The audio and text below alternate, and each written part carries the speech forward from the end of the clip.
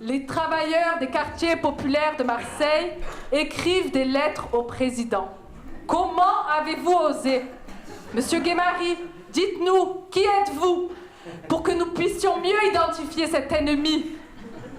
Je vous en prie.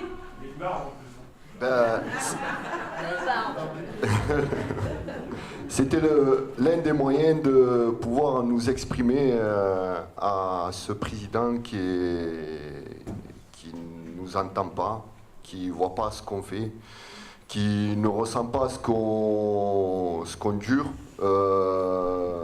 et qui est réellement décalé de notre monde.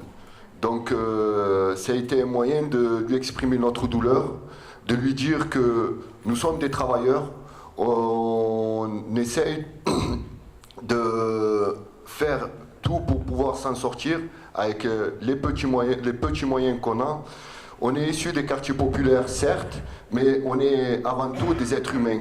Et on a essayé de lui exprimer à travers cette lutte-là que on n'est pas là pour détruire l'outil de travail, on est là pour essayer de le construire. Mais pour le construire, comme il le dit bien, que dans McDonald's France, il y a France.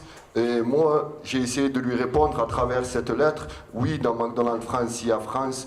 Donc dans la France, il y a égalité, il y a la fraternité. Donc s'il y a la fraternité, il y a l'égalité. Donc à travers chaque McDo qu'il y a dans notre territoire, nous avons tous les mêmes embauches, nous avons tous les mêmes formations, nous avons tous les mêmes évolutions. Alors nous aimerions avoir tous les mêmes traitements comme pour les camarades du 5 novembre qui sont sur l'insalubrité. C'est pas normal. Voilà, nous vivons dans un pays qui est de droit et on souhaiterait avoir tous les mêmes droits, on souhaiterait avoir tous un meilleur avenir pour nos enfants et il n'y a que par la lutte qu'on peut s'exprimer et voilà, aujourd'hui on a essayé de prouver que par la lutte on a réussi à maintenir le restaurant de Saint-Barthélemy malgré que les menaces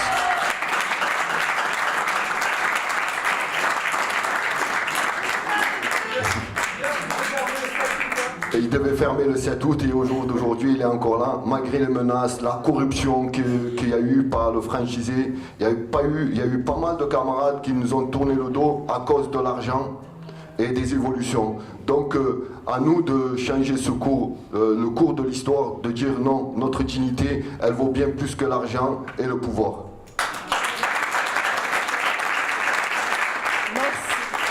Monsieur Guémari, merci. Monsieur Rodriguez, qu'avez-vous à dire, vous aussi, pour votre défense? Bonjour à tous. Heureusement que c'est pas une vraie accusation, parce que ça fait peur, quoi. Merci de nous accueillir parmi vous. Que rajouter de plus à ce qu'a dit le camarade? Pas grand-chose, hein. C'est vraiment...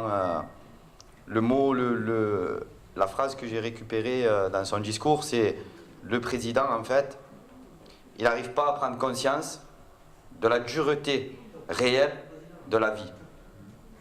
Comment une personne qui encaisse je ne sais combien par mois peut se mettre à la place d'un travailleur précaire?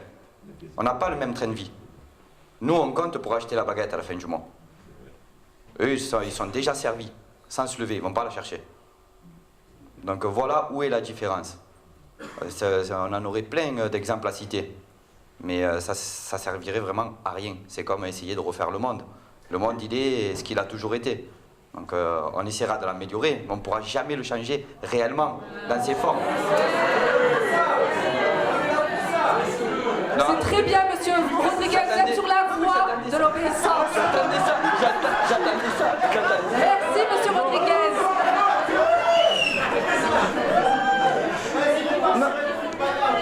Mais je voulais juste voir si vous étiez motivé, personne ne parlait. Alors si on peut changer le monde, mais si on est beaucoup, on peut le changer, mais à nous tout seuls, on ne le changera jamais. Il y a un dicton qui dit, ceux qui luttent peuvent perdre, mais ceux qui ne luttent pas ont déjà perdu. Donc, à nous la victoire.